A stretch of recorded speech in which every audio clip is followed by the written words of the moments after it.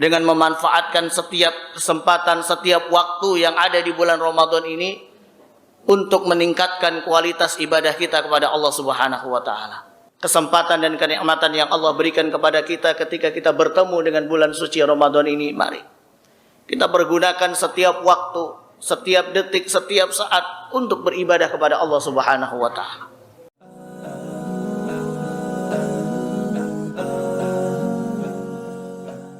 Assalamualaikum warahmatullahi wabarakatuh.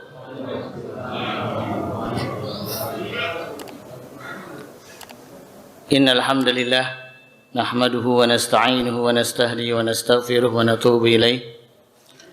Wa na'udzu billahi min shururi anfusina wa min sayyiati a'malina. Man yahdihillahu fala mudilla lahu wa man yudlil fala hadiya lahu. Asyhadu an la ilaha illallah wahdahu la syarika lah wa asyhadu anna Muhammadan abduhu wa rasuluh ballaghur risalah wa addal amanah wa nasaha lil ummah wa jahada fillahi haqqa jihadih. Allahumma salli wa sallim wa barik ala nabiyyina Muhammad wa ala alihi wa ashabihi ahla sirqi wal wafa wa man tabi'ahum bi ihsanin ila yaumil jaza. Amma ba'd. Qala Allah Ta'ala fil Qur'anil Karim, a'udzu billahi minasy syaithanir rajim.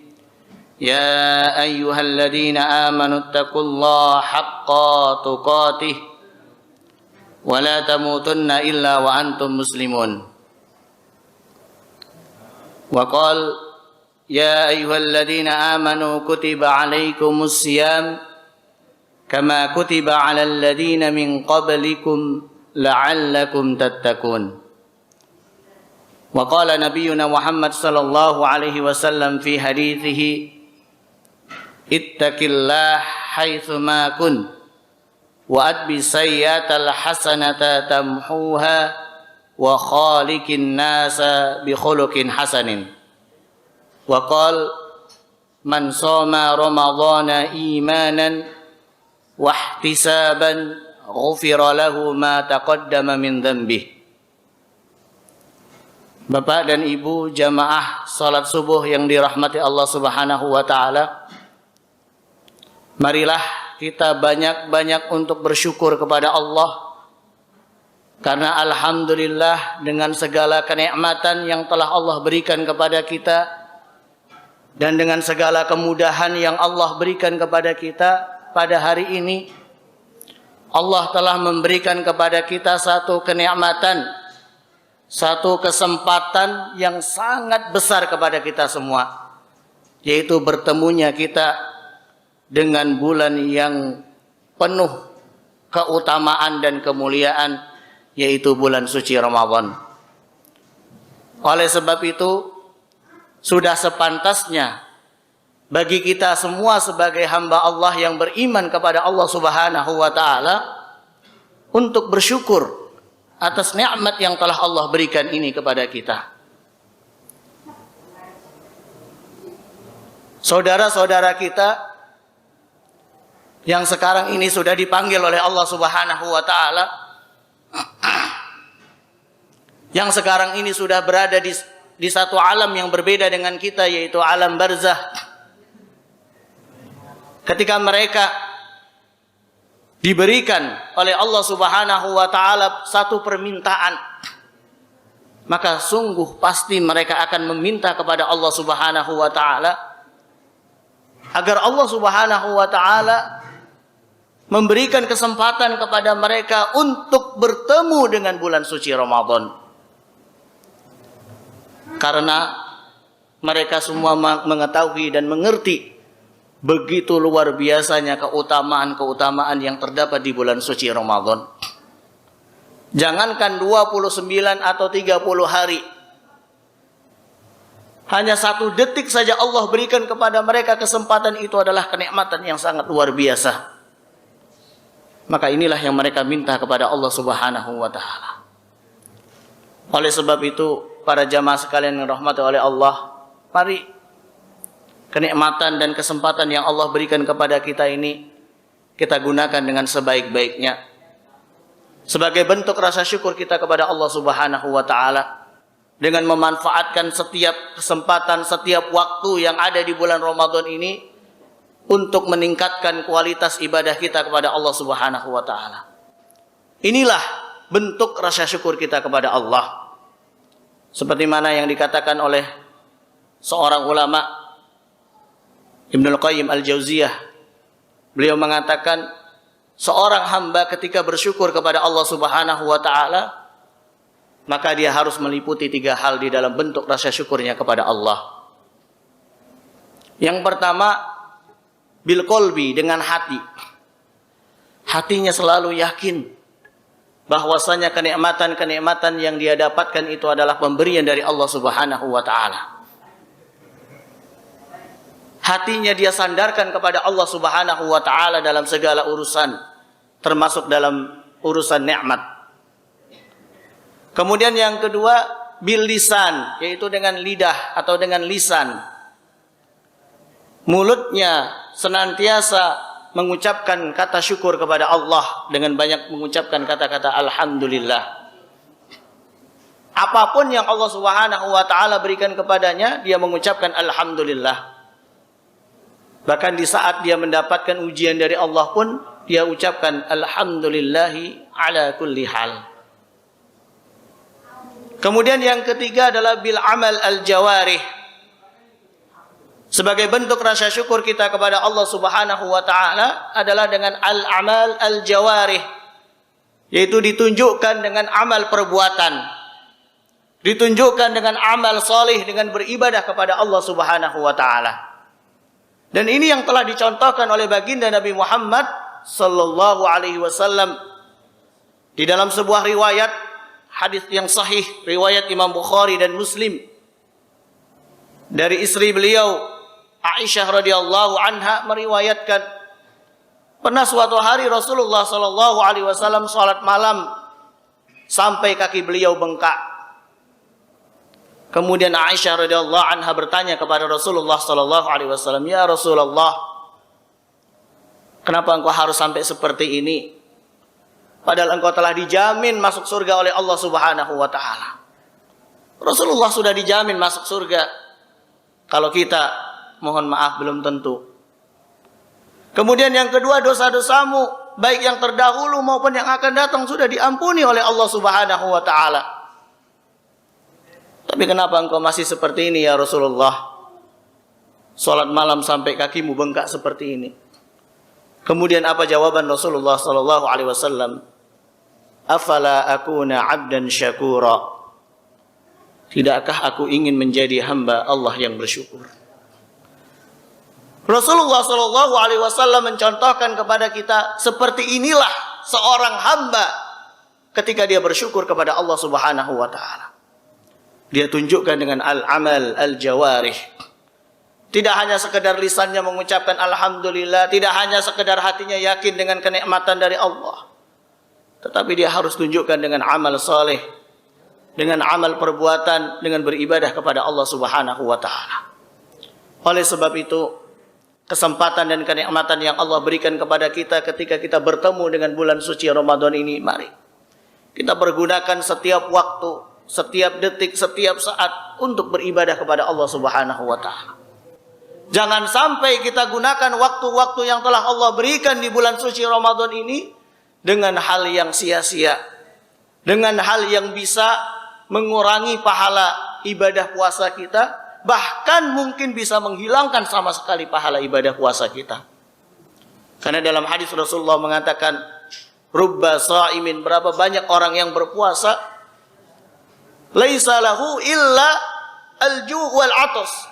Dia hanya mendapatkan lapar dan dahaga saja. Berapa banyak orang yang berpuasa, kata Rasulullah sallallahu alaihi wasallam, dia hanya mendapatkan lapar dan dahaga. Maksudnya apa? Dia tidak mendapatkan pahala sama sekali dari Allah Subhanahu wa taala dari ibadah puasa yang dia lakukan. Kenapa demikian?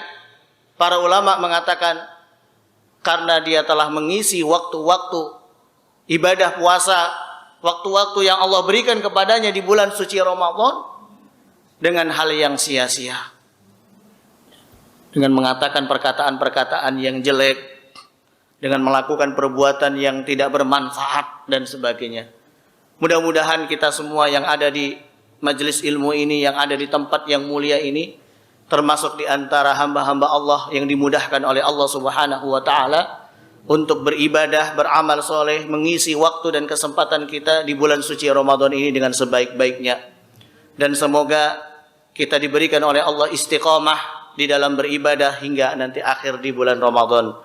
Dan mudah-mudahan setiap ibadah yang kita lakukan, wabil khusus di bulan Ramadan ini, diterima oleh Allah Subhanahu wa taala dan menjadi pemberat timbangan kebaikan kita kelak di yaumil qiyamah. Amin ya rabbal alamin. Jamaah sekalian yang dirahmati Allah Subhanahu wa taala, selawat dan salam senantiasa tercurahkan kepada junjungan kita Nabi besar Muhammad sallallahu alaihi wasallam beserta para keluarganya, para sahabat-sahabatnya, serta umat beliau yang tetap istiqomah di atas jalan kebenaran hingga yaumul qiyamah. Mudah-mudahan kita termasuk di antara umat Rasulullah sallallahu alaihi wasallam yang istiqamah di atas jalan kebenaran, mengikuti jejak Rasulullah dan para sahabatnya hingga akhir hayat kita. Dan semoga di yaumil qiyamah kelak kita juga termasuk di antara umat beliau sallallahu alaihi wasallam yang mendapatkan syafaat dari Rasulullah sallallahu alaihi wasallam, dan semoga Allah Subhanahu wa taala mengumpulkan kita bersama Rasulullah sallallahu alaihi wasallam di dalam surga Allah kelak. Amin ya rabbal alamin. Para jamaah sekalian yang dirahmati Allah Subhanahu wa taala, sebelumnya kami mohon maaf karena tadi malam Pak Rino hubungi suruh gantiin Ustadz Bahtiar ya. Qadarullah beliau hari ini berhalangan. Ya harusnya jadwal beliau pekan pertama, kalau jadwal kami sendiri pekan ketiga. Tapi karena beliau berhalangan, akhirnya ya seperti tahu bulat dadakan sifatnya. Tapi mudah-mudahan tidak mengurangi kesungguhan dan semangat kita semua di dalam thalabul ilmi insyaallah. Para jamaah sekalian yang dirahmati oleh Allah Subhanahu wa taala, sebelum kita memulai kajian kita, tema yang tadi dikatakan oleh MC yaitu tentang keutamaan bulan suci Ramadan, terlebih dahulu saya akan membacakan sebuah hadis atau sebuah kisah yang terjadi di zamannya Rasulullah sallallahu alaihi wasallam, dan mudah-mudahan kisah ini menjadi inspirasi, motivasi bagi kita semua untuk bisa seperti mana sosok yang disebutkan di dalam kisah ini. Di dalam sebuah hadis yang diriwayatkan oleh sahabat Syaddad bin Al-Hadi radhiyallahu an, hadisnya sahih riwayat Imam Nasai di dalam kitab beliau, disahihkan oleh Imam atau Syekh Nasiruddin Albani di dalam kitab beliau Silsilah Al-Ahadits As-Sahihah. Anna rajulan minal a'rab jaa ila Nabi sallallahu alaihi wasallam. Pernah suatu hari datang seorang A'rab. Apa itu A'rab? Orang Arab Badui. Ya, jadi orang Arab Badui itu adalah orang Arab yang tinggal di gurun, yang tinggal di lembah-lembah. Datang kepada Rasulullah sallallahu alaihi wasallam. Fa'amana bihi wattaba'ahu. Kemudian dia menyatakan beriman dan mengikuti Rasulullah sallallahu alaihi wasallam. Wa qala, kemudian beliau mengatakan kepada Rasulullah sallallahu alaihi wasallam, "Uhajiru ma'aka ya Rasulullah." Wahai Rasulullah, saya juga akan ikut serta bersamamu hijrah ke Madinah. Fa'ausa bihin Nabi sallallahu alaihi wasallam ba'du ashabihi. Maka kemudian Rasulullah SAW mewasiatkan ya kepada para sahabatnya untuk membantu, melindungi dan menjaga orang A'rab tadi. Falamma kanat ghazwah. Kemudian setelah hijrah ke Madinah, setelah itu beliau bersama bersama Rasulullah SAW, dan akhirnya beliau juga ikut serta di medan perang bersama Rasulullah sallallahu alaihi wasallam. Falamma kanat ghazwah ghanima Rasulullah sallallahu alaihi wasallam fiha asya. Maka setelah terjadi peperangan, kemudian kaum muslimin mendapatkan kemenangan, dan di situ ada harta ghanimah yang berhasil didapat oleh kaum muslimin. Kemudian oleh Rasulullah sallallahu alaihi wasallam, harta ghanimah tadi dibagikan kepada para sahabatnya yang ikut serta di dalam medan peperangan. Faqasima lahu.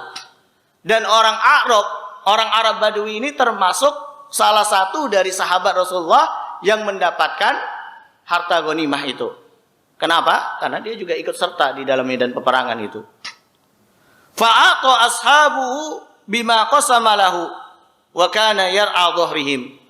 Maka kemudian oleh Rasulullah harta ghanimah tadi diserahkan kepada salah satu sahabatnya untuk diberikan kepada orang A'rab tadi. Ya, karena orang Arab tadi tinggalnya jauh dari Madinah, ya, di pinggiran Madinah. Kemudian dibawa oleh salah satu sahabat Rasulullah SAW dan diserahkan kepada orang Arab tadi. Falamma jaa dafa'u ilaihi. Kemudian diserahkan, faqala. Maka orang Arab Badui ini mengatakan, "Ma hadza? Apa ini? Apa ini? Apa yang kamu berikan kepada saya ini?" Qalu qismun qasamahu laka Rasulullah sallallahu alaihi wasallam. Ini adalah bagian yang diberikan oleh Rasulullah untuk kamu. Ini harta ghanimah, harta yang halal. Bahkan para ulama mengatakan harta yang paling berkah itu adalah harta ghanimah. Dan ini bagian untuk kamu. Jadi bukan untuk selain kamu, ini untuk kamu, halal untuk kamu. Fa akhadahu, kemudian diambil. Oke, baik, terima kasih, jazakallahu khairan, saya ambil. Setelah dia ambil, apa yang dia lakukan? Faja'a bihin Nabi sallallahu alaihi wasallam. Kemudian dia datang kepada Rasulullah sambil membawa harta ghanimah tadi. Dia datang menghadap Rasulullah. Kemudian dia mengatakan, "Ya Muhammad, ma hadza?" Ya Rasulullah, apa ini? Apa harta ghanimah ini? Qala qasamtuhu lak. Kemudian Rasulullah dengan tegas mengatakan, itu bagian yang sudah aku berikan untuk kamu. Itu bagian kamu. Itu halal untuk kamu. Qala, kira-kira kalau kita dapat seperti itu, Masya Allah, terima kasih ya Rasulullah, jazakallah khair, senangnya luar biasa. Tapi orang Arab tadi tidak seperti itu. Apa yang dia katakan kepada Rasulullah SAW? Ma'ala hadha ittaba'tuka, walakinni ittaba'tuka ala an armi hahuna, wa asyaru ila halki bisahmin fa'amud, wa adkhalal jannah. Ya Rasulullah, bukan untuk ini saya ikut kamu. Bukan untuk ini saya berjuang bersama kamu ya Rasulullah. Bukan karena harta ghanimah, bukan karena dunia, tetapi aku mengikutimu ala an armi hahuna, agar anak panah menancap di leherku, kemudian aku meninggal dalam keadaan mati syahid dan aku dimasukkan oleh Allah Subhanahu wa taala ke dalam surganya. Sambil dia mengarahkan jarinya ke lehernya. Aku mengikutimu agar supaya anak panah menancap di leherku, kemudian aku meninggal, aku mati syahid dan Allah memasukkan aku ke dalam surga. Faqala, kemudian Rasulullah ketika mendengarkan apa yang diinginkan oleh orang A'rab tadi, apa yang dikatakan oleh Rasulullah. Mudah-mudahan ini bagian dari motivasi untuk kita semua. In tasduqullah yasduka. Baik, kalau memang itu yang kamu inginkan, maka jujurlah dengan keinginan kamu, karena Allah akan memenuhi apa yang kamu inginkan. Ini yang kita garis bawahi, apa yang dikatakan oleh Rasulullah kepada orang A'rab tadi. In tasduqullah yasduka. Jujur dengan keinginan kamu. Apa yang kamu inginkan di lisan kamu itu sesuai dengan apa yang kamu inginkan di hati kamu. Jangan berbeda-beda. Ya, lisan kadang mengucapkan kata-kata apa, di hati berbeda lagi. Kenapa? Kalau sesuai apa yang di lisan dan apa yang di hati, kita jujur dengan keinginan kita, yasduka, maka Allah pun akan memenuhi dan mengabulkan apa yang kamu inginkan. Falabithu qalilan, maka kemudian beberapa hari kemudian, tsumma nahadhu ilal adu. Ya, terjadi lagi pertempuran, peperangan antara kaum muslimin dengan musuh. Fa'ata bihin Nabi sallallahu alaihi wasallam yuhmal. Kemudian setelah selesai peperangan, maka para sahabat pun membawa para jenazah, ya, jenazah yang mati syahid, yang meninggal di medan perang di hadapan Rasulullah sallallahu alaihi wasallam. Dan salah satu ternyata yang dibawa oleh para sahabat Rasulullah adalah jenazah A'rab tadi. Jenazah orang Arab Badui tadi. Qad asabahu sahmun haitsu asyara. Dan ternyata benar dia mendapatkan anak panah persis seperti yang dia inginkan, yaitu tertancap di lehernya.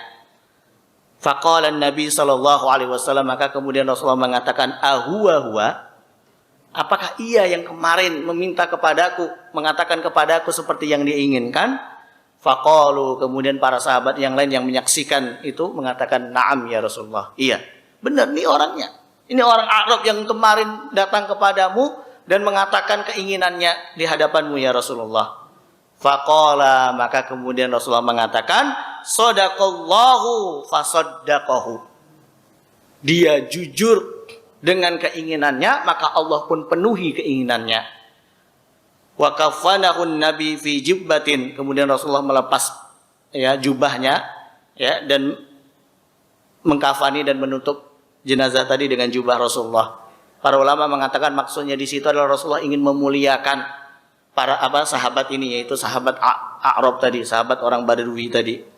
Fa shalla alaihi fa kana fi ma dhahara min salati. Kemudian Rasulullah menyolatkan jenazahnya dan salah satu doa yang beliau bacakan di dalam salatnya, Allahumma inna hadza 'abduka kharaja muhajiran fi sabilika faqubila syahidan ana syahidun alaihi. Ya Allah, sesungguhnya ini adalah hamba-Mu yang keluar dalam keadaan muhajiran fi sabilik, dalam keadaan berhijrah di jalan-Mu, dan dia diterima sebagai orang yang mati syahid, dan saya yang menyaksikan tentang kesyahidan dan kesolehan orang ini. Masya Allah. Para jamaah sekalian rahmati oleh Allah Subhanahu wa taala, apa pelajaran yang bisa kita petik dari kisah ini? Kisah yang sahih yang diceritakan di zaman Rasulullah sallallahu alaihi wasallam. Yang pertama kita lihat bagaimana orang A'rab tadi memiliki hati yang sangat mulia. Beliau ketika beramal, beliau ketika mengikuti Rasulullah, bahkan hijrah bersama Rasulullah, berjuang bersama Rasulullah, niatnya satu, hanya ingin mendapatkan keridhaan Allah Subhanahu wa taala. Tidak ada keinginan sama sekali untuk mendapatkan harta ataupun duniawi. Ini tentu keinginan yang sangat mulia, ini tentu niatan yang sangat mulia. Termasuk kita semua ketika kita ingin berjuang di dalam agama ini, ketika kita ingin berkontribusi terhadap agama ini, contohnya mohon maaf ketika kita sudah meniatkan diri kita untuk menjadi pengurus misalnya di Masjid Al-Ikhlas Villa Anggrek ini, maka sudah seharusnya kita niatkan lillahi ta'ala. Jangan sampai kita niatkan supaya dapat apa, supaya dipuji orang, supaya ini, tidak. Tetapi niatkan ikhlas lillahi ta'ala, seperti mana yang diinginkan oleh orang Arab tadi. Jangan sampai ada niatan-niatan duniawi di dalam amal soleh yang kita lakukan. Ini yang pertama. Kemudian yang kedua, pelajaran yang bisa kita petik dari kisah ini adalah bagaimana Rasulullah SAW mengatakan kepada A'rab tadi, in tasduqullah yasduqka. Jika kamu jujur dengan keinginanmu, maka Allah pasti akan memenuhi apa yang kamu inginkan. Tentu kita semua di bulan Ramadan ini banyak sekali keinginan-keinginannya. Ada yang ingin hatam Al-Quran berkali-kali, ada yang ingin bersodakohnya luar biasa, ada yang ingin sholat tarawihnya bukan hanya di masjid, bahkan malam harinya qiyamul lail lagi misalnya di rumahnya. Ada yang ingin apa lagi. Tentu kita semua banyak keinginan, banyak kemauan. Tapi yang harus kita perhatikan, jujurlah dengan keinginan kita. Karena kalau kita jujur dengan keinginan kita, maka insya Allah apa yang kita inginkan akan dimudahkan oleh Allah Subhanahu wa ta'ala. Tapi kalau kita tidak jujur dengan keinginan kita, maka jangan pernah berharap Allah akan memudahkan. Orang kalau punya keinginannya kuat dan jujur, maka akan dimudahkan oleh Allah. Apapun itu. Tapi kalau keinginannya mohon maaf hanya setengah-setengah, misalnya saya ingin hatamkan Al-Quran selama Ramadan 10 kali. Kayaknya enggak sih berat kalau 10 kali. 5 kali aja. Kayaknya enggak sih 2 kali aja. Lihatlah nanti sesuai kemampuan saya aja dah. Gitu. Ya sudah. Enggak akan pernah hatam nanti lama-lama. Kenapa? Karena tidak jujur dengan keinginannya. Tapi kalau dia jujur dengan keinginannya, benar-benar didasari dengan tekad yang kuat, benar-benar didasari dengan keinginan yang kuat, maka insya Allah akan dimudahkan oleh Allah Subhanahu wa ta'ala. Oleh sebab itu jamaah sekalian rahmati oleh Allah, jujurlah dengan segala apa yang kita inginkan. Termasuk ketika kita punya keinginan di bulan Ramadan ini, jujur. Insya Allah dengan kejujuran kita tadi, maka akan dimudahkan oleh Allah Subhanahu wa ta'ala. Amin ya rabbal alamin. Jamaah sekalian yang rahmati oleh Allah Subhanahu wa ta'ala, itu tadi kisah beserta faedahnya yang bisa kita dapatkan. Mudah-mudahan kisah ini menjadi inspirasi bagi kita semua, ya, menjadi motivasi bagi kita semua sehingga kita bisa menjadi pribadi yang lebih baik ke depannya kelak. Amin ya rabbal alamin. Para jamaah sekalian dirahmati oleh Allah Subhanahu wa taala, tema kita pada pagi hari ini insyaallah adalah tentang fadhailu Ramadan atau keutamaan bulan suci Ramadan. Kenapa dahulu kala Rasulullah Shallallahu alaihi wasallam dan para sahabatnya adalah orang yang paling gembira ketika menyambut datangnya bulan Ramadan. Bahkan di dalam beberapa kitab disebutkan oleh para ulama, mereka tidak pernah bergembira dibandingkan kegembiraan mereka ketika menyambut datangnya bulan suci Ramadan. Saking gembiranya itu, Masya Allah, tidak bisa kita bayangkan, tidak bisa kita keluarkan dengan kata-kata. Saking gembiranya. Kenapa mereka sangat bergembira ketika datang bulan suci Ramadan? Karena mereka tahu bulan suci Ramadan ini memiliki banyak sekali keutamaan-keutamaan. Yang mana keutamaan-keutamaannya itu tidak terdapat di bulan-bulan yang lain. Ya, baik itu bulan Muharram, Shawwal, Rabiul Awal, Rabiul Akhir, dan bulan-bulan yang lain. Termasuk bulan Dzulhijjah dan sebagainya. Makanya ketika Allah Subhanahu wa taala mempertemukan mereka dengan bulan suci Ramadan, mereka sangat bergembira. Dan ini juga yang harus kita contohi. Ketika alhamdulillah Allah mempertemukan kita dengan bulan suci Ramadan pada saat ini, maka sudah selayaknya kita tunjukkan kegembiraan kita, kebahagiaan kita, bahkan melebihi kebahagiaan-kebahagiaan yang selama ini kita pernah dapatkan. Ini harus kita tunjukkan sebagai bentuk untuk mencontohi apa yang telah dilakukan oleh Rasulullah Shallallahu alaihi wasallam dan para sahabatnya. Ma'asyiral muslimin, jamaah yang dirahmati Allah Subhanahu wa taala, apa aja sih keutamaan-keutamaan bulan suci Ramadan? Saya ambilkan dari kitab Shahih Fiqh Sunnah, ya. Di situ penulis mengatakan ada beberapa keutamaan bulan suci Ramadan. Yang pertama adalah bulan Ramadan memiliki keutamaan, di antaranya ajruhuma wa thawabu wa hasil bikamalihi. Orang yang melaksanakan ibadah di bulan Ramadan, maka pahalanya akan dilipat gandakan oleh Allah Subhanahu wa taala. Ya, akmal, sempurna. Jadi kalau selama ini misalnya kita melaksanakan ibadah sholat di masjid, ya hanya mendapatkan pahala sekian-sekian, tapi ketika di bulan Ramadan Allah lipat gandakan itu. Sampai berapa kali lipat? Wallahu a'lam. Ya, bahkan bisa lebih dari 700 kali lipat. Kalau dalam Al-Quran Allah katakan ila sab'i mi'ati dhi'fin, 700 kali lipat, tapi khusus di bulan Ramadan bisa lebih dari itu. Ini yang pertama. Oleh sebab itu, maka kita gunakan kesempatan ini dengan sebaik-baiknya.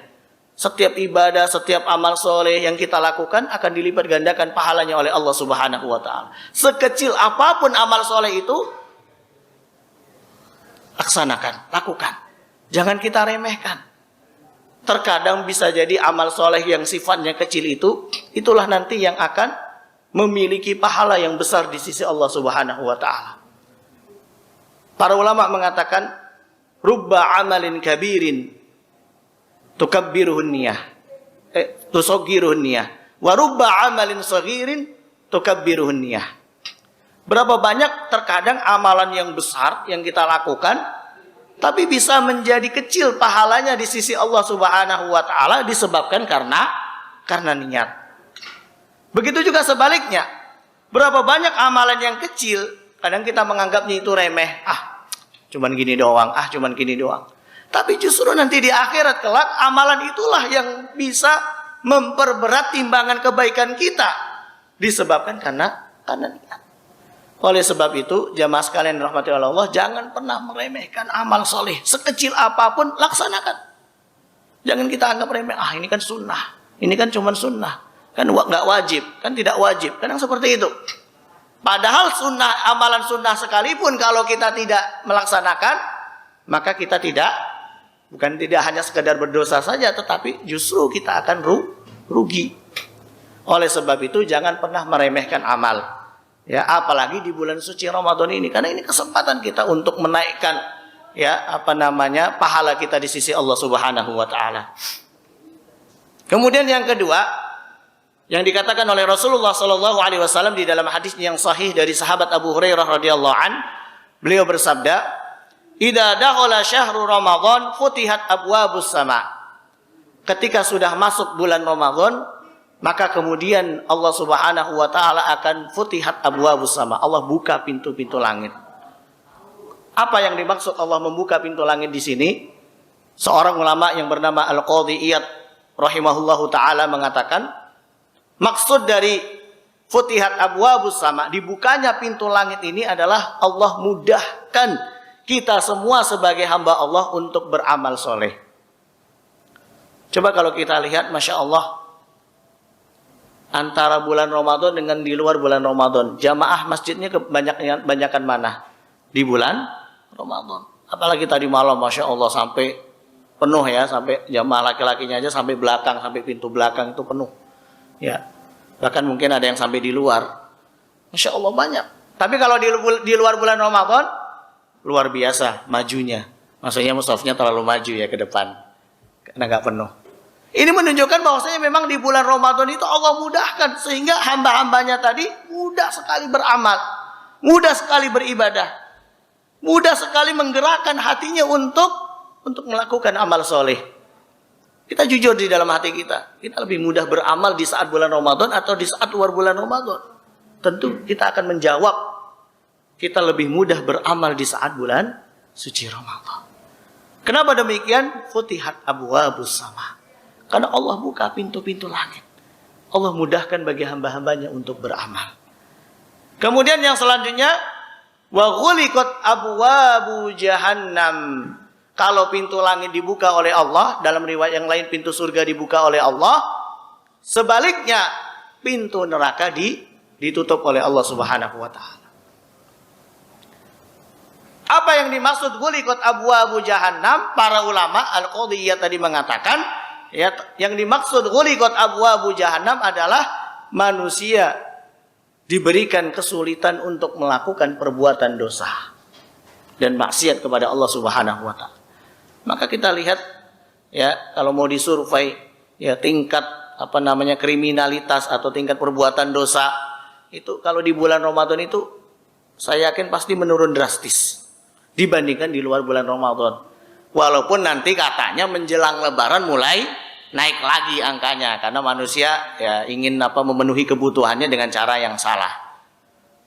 Tapi di awal-awal Ramadan biasanya menurun drastis. Yang biasanya mohon maaf ya, dia biasanya melakukan suatu perbuatan dosa, tapi di saat bulan Ramadan dia mulai meninggalkan itu.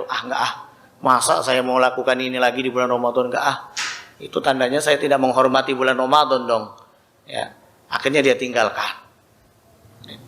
Dia tidak mudah untuk melakukan kebaikan. Setiap melakukan kejahatan. Setiap kali dia ingin melakukan kejahatan, ketika itu hatinya tersambat. Ini kan bulan Ramadan. Kenapa saya harus seperti ini? Kenapa saya harus seperti ini? Nanti di luar Ramadan saja baru saya lakuin lagi. Kadang seperti itu. Kenapa? Ghuliqat abwabu jahannam. Karena pintu neraka ditutup oleh Allah sehingga manusia tidak mudah melakukan perbuatan jelek dan perbuatan dosa. Kemudian yang selanjutnya, wasulsilatis syayatin. Setan-setan dibelenggu, diikat. Ya, benar nggak Ustadz setan itu diikat? Ya benar. Para ulama mengatakan ya memang ada dua penafsiran di sini. Ada yang mengatakan maksud setan dibelenggu itu memang benar-benar dibelenggu. Ya benar-benar diikat. Ya pernah lihat kan orang pelaku kriminal di borgol ya hampir seperti itulah. Ya tidak bisa bergerak, tidak bisa beraktivitas. Ada yang memaknai seperti itu secara zahir hadisnya. Jadi benar-benar dibelenggu. Ada yang mengatakan setan dibelenggu di sini maksudnya adalah setan tidak diberikan kesempatan sama sekali untuk mengganggu manusia. Jadi sulit. Kenapa? Karena manusia itu lebih cenderung kepada kebaikan. Maka peluang setan untuk mengganggu manusia itu sulit.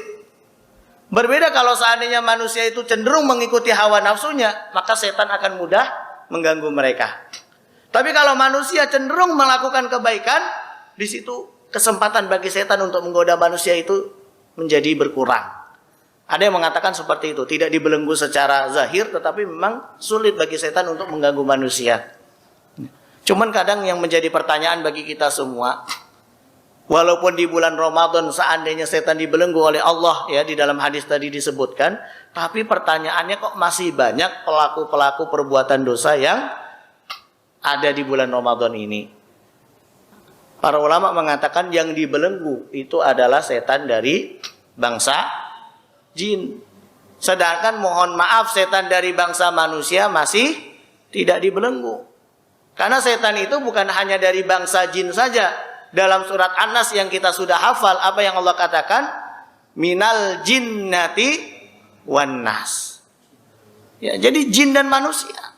Setan itu bukan hanya dari bangsa jin aja, ada dari bangsa manusia, ada.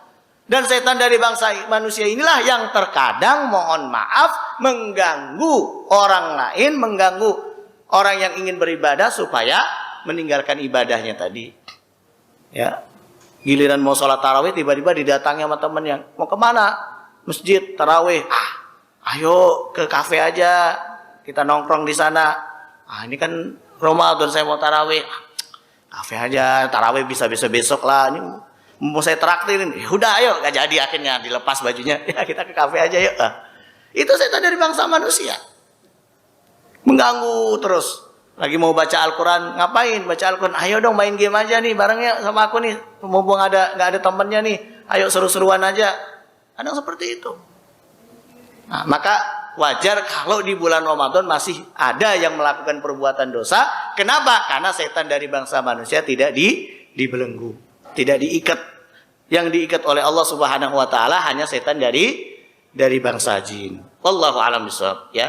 Jadi ini beberapa keutamaan bulan suci Ramadan. Kemudian dalam hadis yang lain Rasulullah Shallallahu Alaihi Wasallam bersabda, hadis riwayat Imam Bukhari dan Muslim di dalam kitab Sahih mereka dari sahabat Abu Hurairah, "Man shoma Ramadhana imanan wahtisaban, ghufira lahu ma taqaddama min dzambi."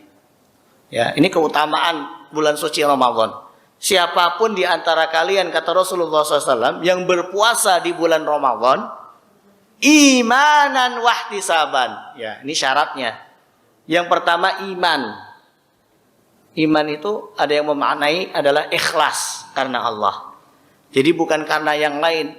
Ya, bukan karena mohon maaf supaya diet ya, kurus ya kan, atau bukan karena apa misalnya, bukan karena apa, bukan.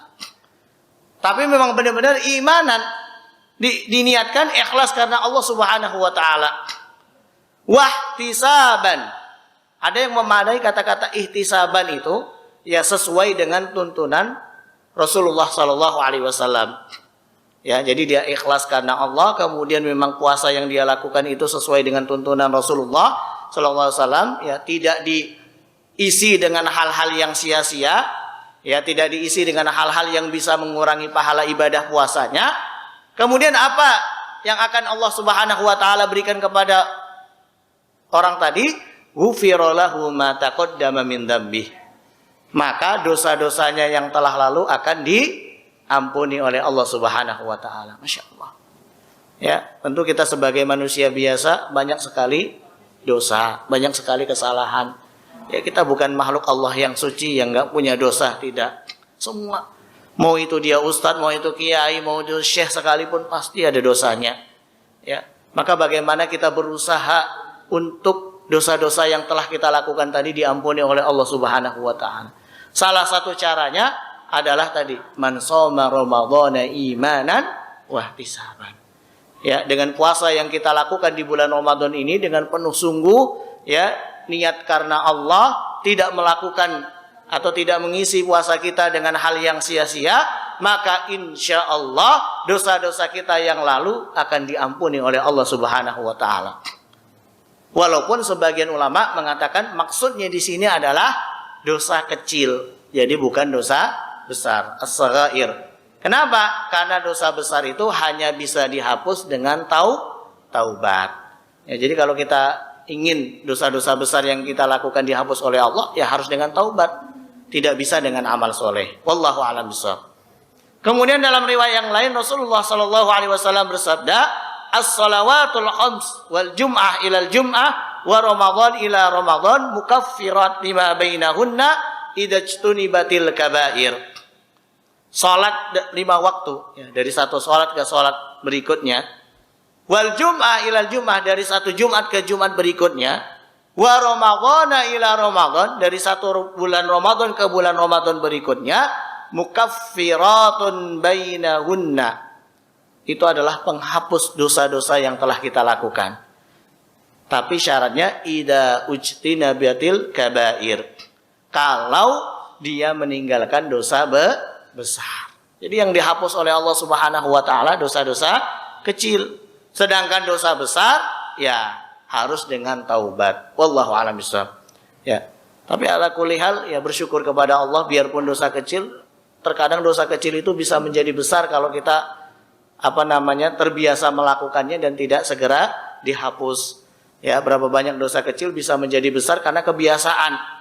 Ya, maka bersyukur kita kepada Allah Subhanahu wa taala seandainya dosa-dosa kecil yang kita lakukan tadi bisa dihapus oleh Allah Subhanahu wa taala dengan amal-amal soleh yang kita lakukan, termasuk dengan ibadah puasa yang kita lakukan di bulan suci Ramadan.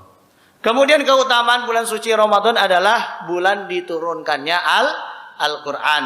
Allah Subhanahu wa taala berfirman, A'udzubillahi minasyaitonirrajim. Syahrul Ramadan alladzi unzila fihil Qur'an. Ya, bulan Ramadan Allah turunkan di dalamnya Al-Qur'an. Ya. Jadi bulan diturunkannya Al-Qur'an. Para ulama mengatakan maksudnya apa?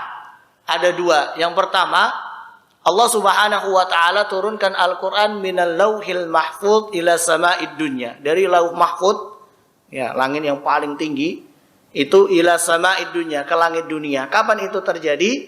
Fi lailatul qadri, yaitu di malam Lailatul Qadar. Itu yang Allah katakan di dalam surat Al-Qadar ya. Inna anzalnahu fi lailatul qadar wa ma adraka ma lailatul qadar. Lailatul qadri khairum min alfi syahr. Ya, jadi Al-Qur'an Allah turunkan satu seperti ini. Ya, secara keseluruhan itu minal lauhil mahfuz ila sama'id dunya fi lailatul qadar. Ya, di malam Lailatul Qadar. Kemudian selanjutnya Al-Qur'an Allah Subhanahu wa taala turunkan pertama kali kepada Rasulullah sallallahu alaihi wasallam. Ya, surat Al-Alaq dari ayat 1 sampai 5 itu juga terjadi di bulan Ramadan. Ya, maka ada istilah ya nuzulul Quran, ya nuzulul Quran. Wallahu a'lam bishawab. Walaupun sebagian ulama mengatakan ya ada terjadi perbedaan kapan tanggalnya. Ada yang mengatakan di awal Ramadan, ada yang mengatakan di pertengahan Ramadan. Ya memang pendapat yang roji adalah di pertengahan Ramadan. Wallahu a'lam bishawab. Ya, jadi ini maksud dari kata-kata syahrul Ramadan alladzi unzila fihil Quran. Itu diturunkan oleh Allah di bulan suci Ramadan. Kemudian selanjutnya keutamaan bulan suci Ramadan yang terakhir. Di dalam bulan Ramadan terdapat satu malam yang lebih baik dari 1000 bulan. Yaitu malam apa? Lailatul Qadar. Dan itu tidak terdapat di bulan-bulan yang lainnya. Kapan itu terjadi? Di 10 hari terakhir di bulan Ramadan. Kenapa Allah meletakkannya di akhir? Kenapa tidak diletakkan di awal atau di tengah dan sebagainya? Ya, tentu yang pertama ini jelas rahasia Allah Subhanahu wa taala, tentu ada hikmahnya. Di antara hikmahnya para ulama mengatakan adalah supaya apa? Supaya manusia itu istiqomah di dalam beramal. Karena memang tabiat manusia, mohon maaf tabiat manusia itu terkadang mereka semangat di awal tapi kendor di akhir. Makanya kenapa Allah letak Lailatul Qadar itu di akhir supaya istiqomah. Supaya nanti sampai akhir pun dia tetap istiqomah sehingga dia mendapatkan tadi Lailatul Qadar. Kalau seandainya Allah meletakkan Lailatul Qadar itu di awal Ramadan, saya yakin mungkin 10 hari pertama bulan Ramadan masjid penuh, kemudian di akhirnya mungkin kosong. Ini Lailatul Qadar diletak di akhir saja, masjid kadang banyak yang kosong di akhir-akhir Ramadan, apalagi kalau diletaknya di awal. Mungkin lebih maju lagi softnya, ya kan? Nah, ini rahasianya kenapa Allah Subhanahu wa taala meletakkan di akhir. Dan justru di akhir itu banyak sekali keutamaan. Tapi sayangnya, ya mohon maaf, terkadang di akhir-akhir Ramadan, ya pikiran kita udah bercabang-cabang. Mikir mudik, mikir beli baju lebaran, ya. Yang ibu-ibunya mikir bikin kue lebaran dan sebagainya, udah bercabang. Akhirnya apa? Ibadahnya mulai gak fokus. Padahal kalau yang dicontohkan oleh Rasulullah dan para sahabatnya, justru di akhir-akhir di 10 hari terakhir di bulan Ramadan itu mereka fokus beribadah kepada Allah. Ya. Bahkan mohon maaf sampai Imam Malik mengatakan, Imam Malik ya, Malik bin Anas salah seorang ulama 4 mazhab mengatakan, itu tidak diperbolehkan ketika di 10 hari terakhir di bulan Ramadan ketika sedang i'tikaf. Majelis ilmu pun enggak boleh kata beliau. Fokus beribadah. apa? Baca Al-Quran, kemudian doa, zikir, sholat, sedekah, udah itu aja. Tidak melakukan aktivitas yang lain, bahkan baca buku pun tidak, kata menurut Imam Malik. Ya, fokus beribadah kepada Allah Subhanahu wa Ta'ala. Dan ini yang dicontohkan oleh Rasulullah SAW dan para sahabatnya. Mudah-mudahan kita semua diberikan oleh Allah Subhanahu wa Ta'ala ya istiqomah ya untuk beribadah di bulan Ramadan ini sampai akhir nanti bulan Ramadan, dan mudah-mudahan kita dimudahkan oleh Allah untuk mendapatkan keutamaan-keutamaan bulan Ramadan dan mendapatkan Lailatul Qadar. Amin ya rabbal alamin. Mungkin cukup sekian kajian yang bisa kita sampaikan pada pagi hari ini. Mudah-mudahan yang sedikit ini bisa memberikan manfaat untuk kita semua. Kurang lebihnya mohon maaf.